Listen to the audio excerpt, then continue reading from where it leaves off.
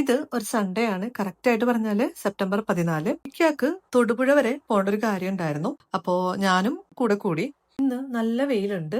സൂര്യൻ ഇങ്ങനെ ഉച്ചയിൽ ഉദിച്ചു വെക്കുന്നതാണ്. മൂവാറ്റുപുഴയൊക്കെ എത്തിയപ്പോഴേക്കും നമ്മൾ അവിടെയുള്ള ഒരു ചെറിയ ഹോട്ടലിൽ കയറി ബ്രേക്ക്ഫാസ്റ്റ് കഴിച്ചു. ഹോട്ടലിൽ എത്തിയപ്പോഴേക്കും തന്നെ ഞാൻ ആദ്യം ഒരു ചായ പറഞ്ഞു. അങ്ങനെ ചായയും കുടിച്ച് ഇക്കാനെ തള്ളും കേട്ടിട്ട് ഇങ്ങനെ ഇരിക്കുന്ന സമയത്താണ് ഫുഡൊക്കെ എത്തിയത്. ഫുഡ് എന്ന് പറയുമ്പോഴേക്കും ഞാൻ അപ്പമാണ് വാങ്ങിയത്. അപ്പവും അതുപോലെ ബീഫ് റോസ്റ്റും ആണ് വാങ്ങിയത്. നല്ല ടേസ്റ്റ് ഉണ്ടായിരുന്നു കേട്ടോ. അവരുടെ അപ്പത്തിന് കൂട്ടത്തില് എനിക്കൊരു ഫിഷ് ഫ്രൈ പറഞ്ഞിട്ടുണ്ടായിരുന്നു.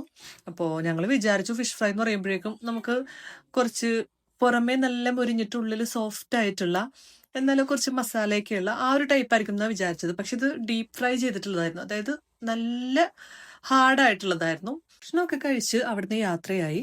അങ്ങനെ ഇക്കയുടെ കാര്യങ്ങളൊക്കെ കഴിഞ്ഞു. ആൾക്ക് മീറ്റ് ചെയ്യേണ്ടവരൊക്കെ മീറ്റ് ചെയ്തു. കാര്യങ്ങളൊക്കെ കഴിഞ്ഞതിന് ശേഷം പിന്നെ എൻ്റെ പ്ലാനിലേക്ക് വന്നു. അതായത് ഞാൻ ഉദ്ദേശിച്ചിരുന്നത് നമുക്ക് ആനയടിക്കുത്ത് പോവാന്നുള്ള രീതിയിലായിരുന്നു.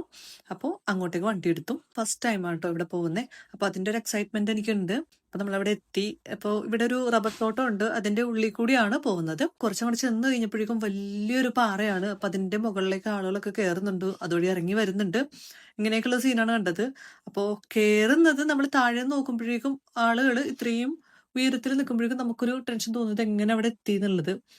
എന്നിട്ട് നമ്മൾ കയറി തുടങ്ങിയപ്പോഴേക്കും വലിയ കുഴപ്പമൊന്നും ഉണ്ടായിരുന്നില്ല. ഈസി ആയിട്ട് നമുക്ക് കയറി പോകാനായിട്ട് പറ്റി. അതുപോലെ തന്നെ ആളുകളാണെങ്കിലും ചെറിയ കുട്ടികളൊക്കെ ആയിട്ട് വന്നിട്ടുണ്ട്. അത്യാവശ്യം സേഫ് ആണ്. നമ്മൾ ഈ മുകളിൽ എത്തിയിട്ട് ചുറ്റും നോക്കുമ്പോഴേക്കും നല്ല നീല ആകാശം, അതിൽ ഈ പഞ്ഞിക്കെട്ട് പോലത്തെ മേഘങ്ങളും പിന്നെ ചുറ്റും പച്ചപ്പും പാറയും മാത്രമായിട്ട് വേറെ ഒരു ടൗണിന്റെ ബിൽഡിങ്ങോ കാര്യങ്ങളോ ഒന്നും ഇല്ലാതെ നല്ല രസമുണ്ടായിരുന്നു. വെയിലുണ്ട് എന്നാൽ പോലും നമുക്ക് ഒരു രസം ഉണ്ടായിരുന്നു. ഒരു കുളിർമയും കാര്യങ്ങളൊക്കെ ഉണ്ടായിരുന്നു അവിടെ. അങ്ങനെ ഇതാ നമ്മള് ഈ വാട്ടർഫോളിന്റെ അടുത്ത് വന്നെത്തി. ഞാൻ വെള്ളത്തിലേക്ക് ഇറങ്ങണോ വേണ്ടയോ എന്ന് ഇങ്ങനെ ആലോചിച്ച് നിൽക്കുകയാണ്. അവസാനം ജസ്റ്റ് ഒന്ന് ഇറങ്ങി നോക്കാന്ന് വിചാരിച്ചു. ഷൂസ് ഒക്കെ മാറ്റിയിട്ട് ഞാൻ മാത്രം ഇറങ്ങി. എനിക്ക് ഇറങ്ങിയില്ല. അപ്പോൾ ഒരുപാട് പേരുണ്ടായിരുന്നു. അപ്പൊ എനിക്ക് തോന്നിയത് കുറച്ച് രാവിലെ വരികയാണെന്നുണ്ടെങ്കിൽ ഈ വെയിലൊന്നും ഉണ്ടാവില്ല, അധികം ആളും ഉണ്ടാവില്ല, രസം ഉണ്ടാവായിരിക്കും എന്ന് എനിക്ക് തോന്നി. പിന്നെ ഞാൻ എന്താ അധികം ആളില്ലാത്തൊരു സൈഡിലേക്ക് മാറിയിരുന്നു. ഇവിടെ വന്നപ്പോഴേക്കും എനിക്ക് പിള്ളേർ കൂടെ ഉണ്ടായിരുന്നെങ്കിൽ എന്ന് ശരിക്കും തോന്നിപ്പോയി. ശരിക്കും അവർ മിസ് ചെയ്തു എന്ന് തോന്നിപ്പോയി. എന്ന് വെച്ചാൽ അത്രയും രസം ഉണ്ടായിരുന്നു. കുട്ടികൾക്കാണെങ്കിലും സേഫ് ആയിട്ട് വരും. ആ കയറുമ്പോഴും അതുപോലെ തന്നെ തിരിച്ച് നമ്മൾ ഇറങ്ങുമ്പോഴും ഒന്ന് സൂക്ഷിക്കണം എന്ന് മാത്രമേ ഉള്ളൂ. അങ്ങനെ കുറച്ചു നേരം അവിടെ സ്പെൻഡ് ചെയ്തതിന് ശേഷം ഞങ്ങൾ കയറി.